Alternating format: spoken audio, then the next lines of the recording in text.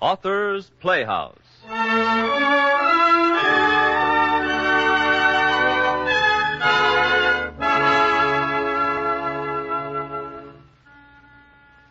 Presenting Antoine de Saint-Exupéry's deeply stirring account of France at war, Flight to Arras.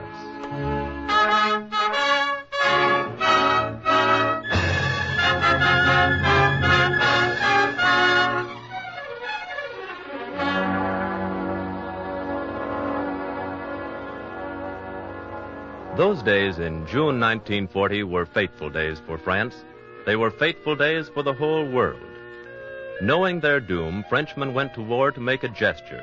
And yet, something may come of a gesture. And what it meant for one man is told by the brilliant author and airman Antoine de Saint-Exupéry as Author's Playhouse presents this tale of the spiritual significance of A Flight to Arras.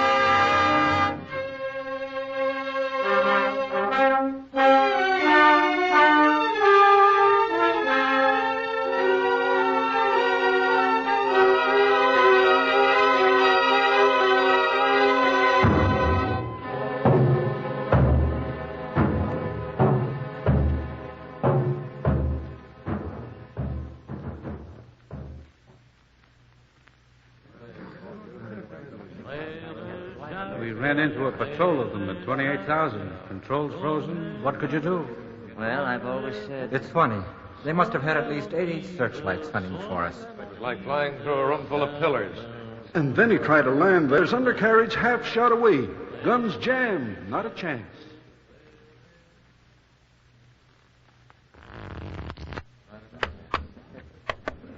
What do you say, Jean? Oh, hello, Rene. Come sit down. I'll do some card tricks for you. All right. Here, take a card. Anyone? Yes, anyone. Look at it. There. Now remember what it was and put it back in the deck. All right. Jack of hearts, Rene? Oh, that's it. Do it once more. Very well. Here. Three of clubs? You're a marvel, Captain. How did you do it? Well, first you shuffle the deck, and then when you spread them out, you... Captain Jean and Lieutenant Rene, report to the Major. Did you know it was our turn, Captain? Ojeda flew this morning. Oh, yes. I remember. The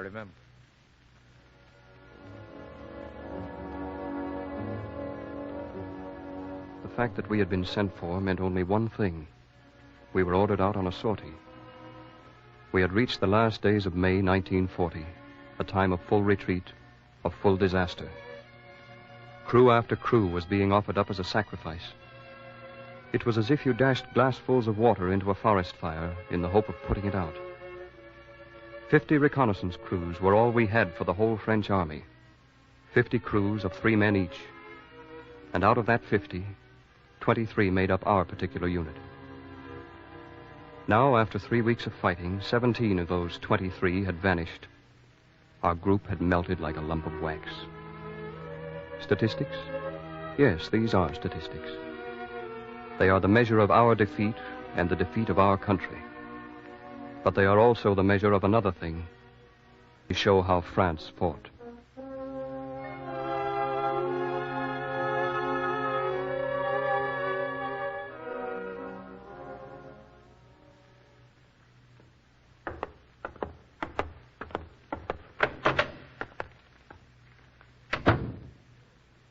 Afternoon, John. Hello, Rene. Sit down. Clerk, fetch me the weather reports. I suppose you know why I sent for you? Sortie, I suppose. Yes. Well, it's very awkward, I know. But the staff people want it done. They very much want it done. I argued with them, yes, but they want it done, and that's that. Yes, of course. Things being as they are, well, there's no use worrying about it. No. You'll probably not find it so difficult. Here's your course. They want a photography sortie at 3,300 feet, and then, here at Arras, a bit of reconnaissance at 2,000. Tank parks, you know. Arras is really the important thing. Yes, I see. If this sortie bothers you, Jean, if you don't feel up to it today, why, I can... Oh, no, Major. You've been having it quite steady these days, you know. All of us have. Yes, I suppose so. I just thought that if you... No, Major. Well, then, there's nothing more. Lieutenant Rennie, you lay out your course and, well, perhaps you'd better get along and dress now. I want you off the ground at 5:30. Very good, Major. See you this evening, then. Yes, of course. Good luck to you. Thank you, sir. This sortie has got on his nerves, too. What do they take us for, sending us off on these low-altitude sorties? What's the use of it? By the time we get the information back, the troop columns will be somewhere else. The tanks, everything. The whole face of the land will have changed. What good is the information? What is the use of sending us out? I don't know. I wish I did. If it weren't so useless, so completely useless.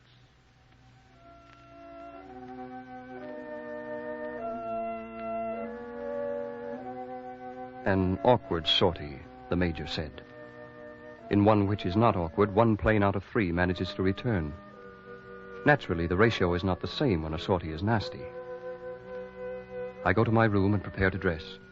Item by item, I piece together my flyers. Is my mind filled with spiritual thoughts of the war of the Nazis against civilization? Not at all. I think in terms of immediate details. I think of possible wounds, of going down in flames. I think of the absurdity of flying over German-held Arras at 2,000 feet, of the futility of the intelligence we are asked to bring back, of the interminable time it takes to dress in these clothes that remind me of men made ready for the executioner. And I think of my gloves. Where the devil are my gloves?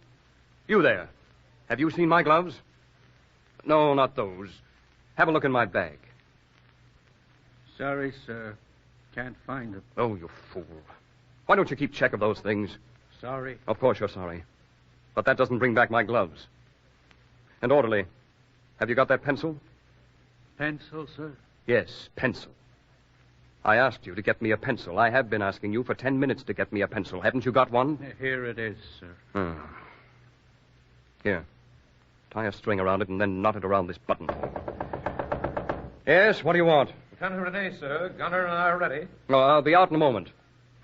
Can't you tie that knot? Is it impossible for you to do a little thing like that? There you are, sir. Yeah. Well? They're warming her up, Captain. All right. Nothing keeping us. Let's go.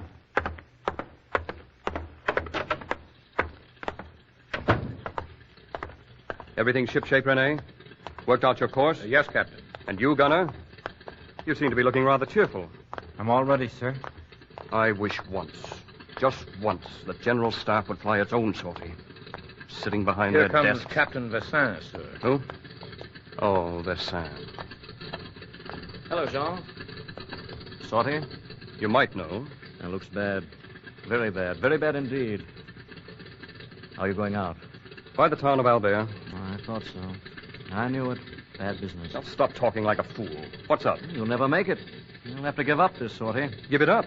Oh, that's fine. We'll give it up, just like that. Poof. You'll never get through, I tell you. And why shall I never get through? I'll tell you why. There's 3 groups of German fighter planes circling permanently over Albert. One at 18,000 feet, another at 25,000, and a third at 33,000. They fly in relays and hang on until they're relieved.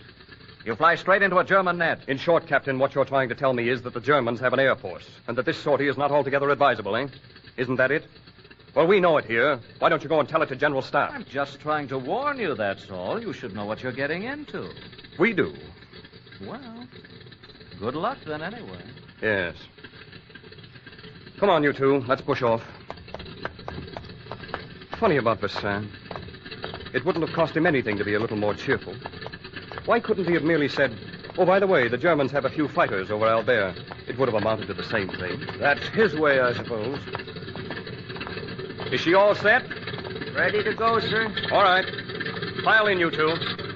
Here, hand me another helmet. I told you 20 times that my own won't do. It's too tight. But this is another helmet, sir. I sent back your old one. Oh, sorry. Give me a boost, will you? All right. Up you go. Check your intercom. Can you hear me, Renee? I hear you, Captain. You, Gunner. Hear me? Yes, sir. Clearly. Renee, can you hear the gunner? Clearly, Captain. Gunner, can you hear Lieutenant Renee? Yes, sir. Clearly. What makes you stutter back there? What are you hesitating about?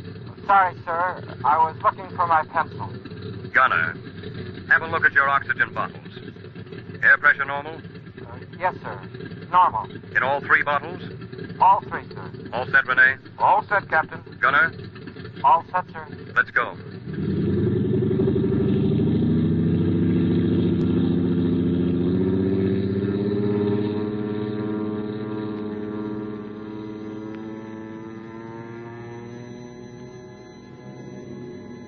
Altitude 12,000. Airspeed 296. Compass 313 degrees. Check, check, check. It is strange, this union between plane and man. I sit here among a clutter of accessories. Oxygen tubes, heating connections, the speaking tubes that form the intercommunications between the crew. I have 103 instruments to watch, and I sit here depending upon them for my life. I am wedded to them for the present, as a man is wedded to a woman. I watch them anxiously, lovingly, eager to obey their least signal. And the mask through which I breathe, that too is strange. It attaches me to the plane by a rubber tube as indispensable as an umbilical cord. The plane is plugged to the circulation of my blood. It is part of my body.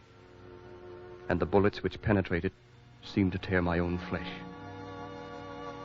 I check the oxygen flow. We've been rising fast and are 22,000 feet already. Oxygen all right, Renee? How do you feel? First rate, Captain. You, Gunner, how's your oxygen? All right, sir. Oh, Gunner, no good-sized town behind you in your cone of fire? No, sir. All clear. Check your guns. Go ahead, let fly.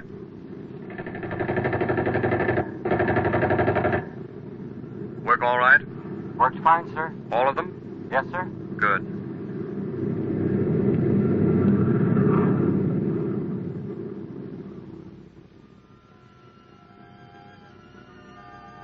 Airspeed 3.5. Compass 313. Check your dials, levers, guns, firing button. Regulate your oxygen flow. Check one end against another. Right rudder. Now try left. Good. The controls are not sluggish. I am beginning to feel a quiet glow of comfort, and it all comes to this. I am working at my trade now. At this moment, the war between the Nazis and civilization is reduced to the scale of my job. Checking these instruments, manipulating them, will bring victory or defeat. I think of nothing more than this now. And it is right to feel this way. For the sexton's love of God becomes a love of lighting candles. Each candlestick, blooming one after another, testifies to his love. And so the war for me. Captain? Yes? Too much drift to port. A little kick to the right. Right. Oh, Captain. Renee? We're crossing our lines now. I've started my camera. What's your altitude? 3,300. Hold it.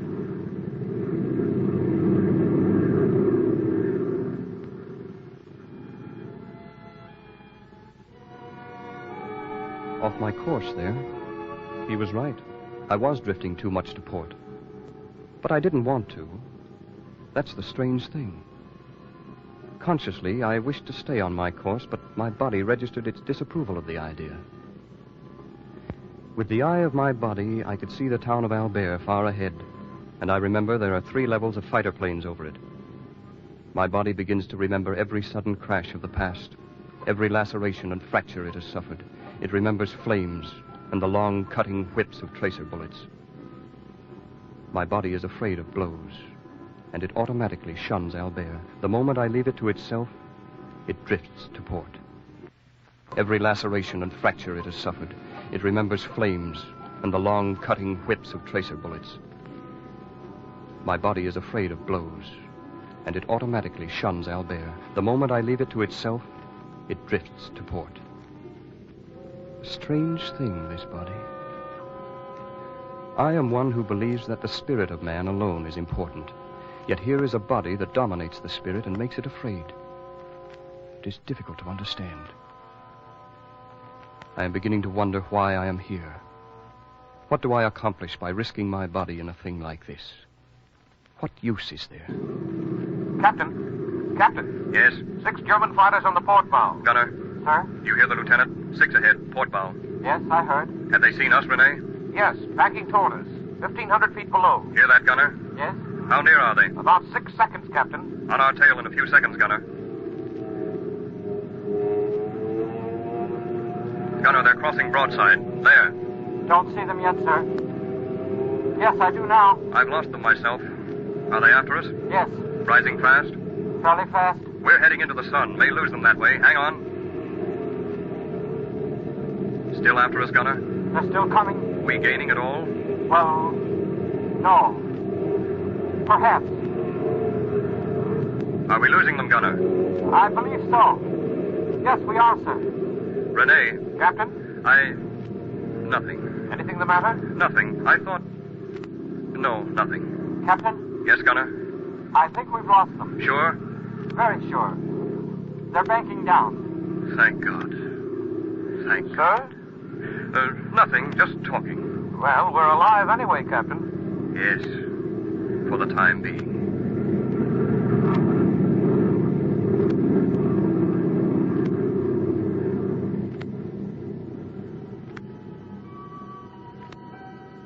We are alive.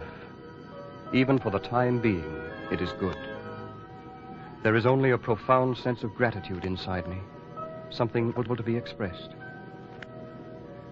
A scene is suddenly brought back to me from boyhood. The present falls away from me like dirt from a washed body.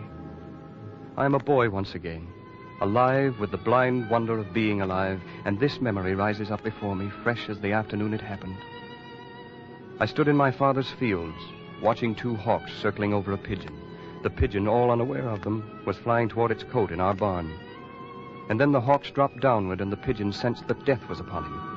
He beat his wings in a desperate effort to reach the barn, and just made it. The hawk swooped low and then climbed upward into the sky again. I can remember that now, and it takes significance in my brain. Death is all about one, and there is no escape. And then, suddenly, a way is opened and life stretches out again like fields in the morning sun. It is something definitely to think about. Captain, the camera work is nearly finished. Give me a few minutes more and we can make for Arras. Say when.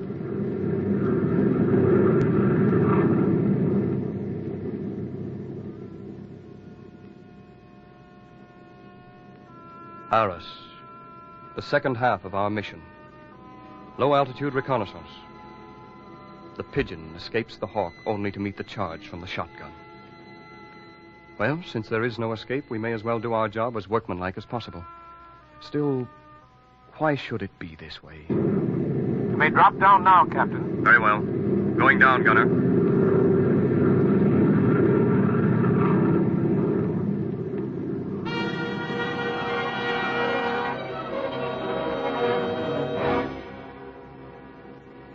Flying to Arras is like this. You have lost altitude over your own zone. Now you head north again and the earth spills out below you. The highways are swarming with refugees. Yesterday they were people of France, gathering their grain from the fields, breaking their dead in homes of peace. Today they are refugees, people without a nation. Somewhere in the north of France, a boot has scattered an anthill and the ants are fleeing. These are your people. And sitting here in the cockpit of your plane, you feel their pain rise up to you through the intervening space. It is a pain old as the heart of man. It does not stir you to anger as it should. It merely impresses you more than ever with the mark of defeat. Your nation is in flight below you. Your nation is defeated. Can personal victory help one bit? Can the success of your mission count for anything in all this defeat? Once, all this earth below you was yours. Now it is divided into your lines and theirs. Twilight has come at last, and all the plain is blue. It streams out below you with all the warm intimacy it had for you in other days. There are trees looking like hedges, and green fields. There are the barns with stored-up grain and the little houses with red-tiled roofs. Is it possible that there is a war? Everything is so peaceful, almost within reach. I can handle all the good things of the earth. There are the plum trees with their blossoms. There is the wet-smelling earth. There is the wet alfalfa moving under my wings. 174, Captain. 174. Beginning to get a bit nasty, Captain. Yes. Better start zigzagging. Right.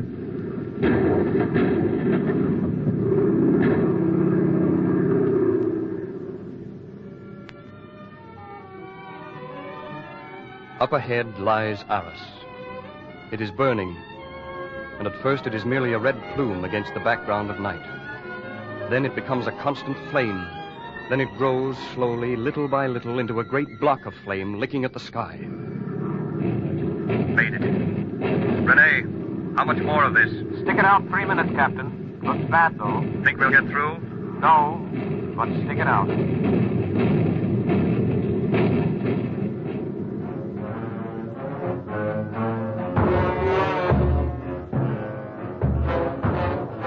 This is Arras. 1,000 guns below cutting loose at you. Hundreds of thousands of phosphorescent bullets threading the air to you, like stalks of wheat, like rapidly flashing knitting needles, like seeds of wheat blown from the mouth of a thresher. They rise toward you, billow out, surround you in a network of golden wire. This is Arras. The fabric of your wings is shredding. Your gas tanks are pierced like sieves, the rubber coating alone saving you. The body of your plane staggers under each blow, wrenches, seems about to burst.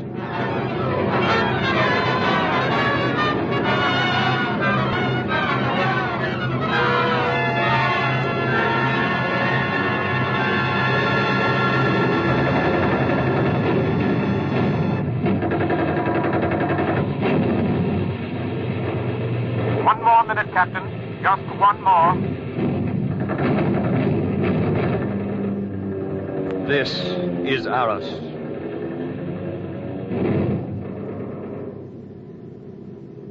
The clouds are low, Captain. You might try for them. It's all over now. Yes, Renee. You all right? Yes. Gunner, you're not hurt. Okay, sir. We're in the cloud now. Renee, check our course. Yes, sir. 240, please. We shan't be able to come down out of it for more than about 20 minutes. I'll pick out some landmark along the Seine then. Good. How were things back there, Gunner? Not too bad, sir. Wasn't too hot for you? No, I guess not, sir. Still 240, Renee? Yes, sir.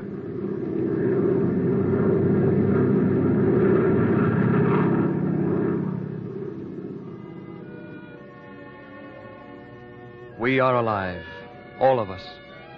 Somehow we have come through the shadow when we had given up.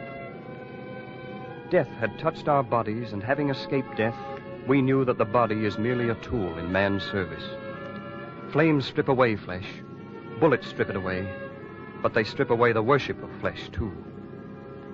Man, in that instant, ceases to be concerned with himself. He recognizes of a sudden what he forms a part of. He does not lose himself then, he finds himself at last. For man is a knot, a web, a mesh into which relationships are tied. Only those relationships matter. The body is an old crock that nobody will miss. This is true, and I have learned it only because I have come back from Arras. Captain. Yes. That'd make it 246. 246. Think we can come down now, Renee? 10 minutes more. Better wait the 10 minutes. As you say. Renee, Yes? what will you do tonight when we land? I don't know. Have a good pipe, I suppose. Perhaps I shall challenge Lacordaire to a game of chess tonight. Lacordaire is a good player. Yes, but I shall beat him tonight. I know. How about you, Gunner? How will you celebrate? I think I shall eat 3 extra slices of ham. I'm frightfully hungry. Yes, and play the phonograph, too. How about you, Captain? I shall have a pipe, too. Yes. And I shall go for a walk. You have no idea how much I wanted to feel solid earth under my boots today. Yes, I know. I want to walk through the village to the outskirts and listen to the crickets chirp. Cheerful things, crickets. Do you ever listen? Captain, look. Down there. It's the Seine, do you see? Yes. Yes, I see. We're almost home again. Imagine. I never thought... You never thought you would see it again, did you, Renee? No, Captain, I didn't. Nor did I.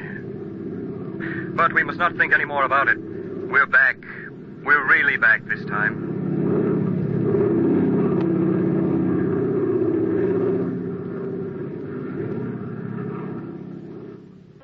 This day I have led Rene and my gunner beyond the bourne at which reasonable men would stop. We have seen France in flames. We have seen the sun shining on the sea. We have grown old in the upper altitudes, and we have played with the dust of enemy fighter planes. And after that we dropped earthward again and flung ourselves into the Holocaust. What we could offer up, we have sacrificed.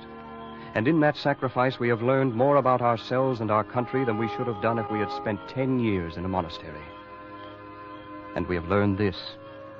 There is no importance in the body. It is something to be burned and scourged and broken. It is something to be defeated and shamed. We know this now, and France knows it.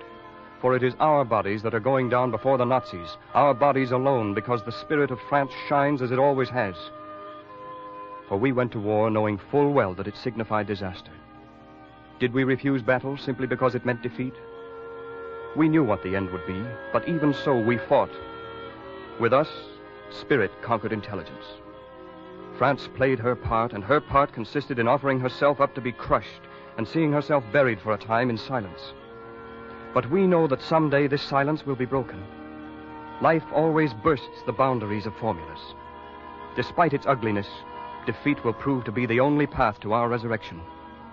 To create a tree, I must first condemn a seed to rot. After that, life gathers itself and thrusts its way upward despite all barriers. And I say this, we have planted the seed now. We have condemned it to rot by this our defeat. But through sacrifice, futile as it may seem, through the sacrifice of each plane, each crew member, each soldier, we will give the seed life. We will give it nourishment. Even in our defeat, we will do this. And one day the seed will flower, and the long silence will be broken, and France will speak to men again, this time in words of triumph.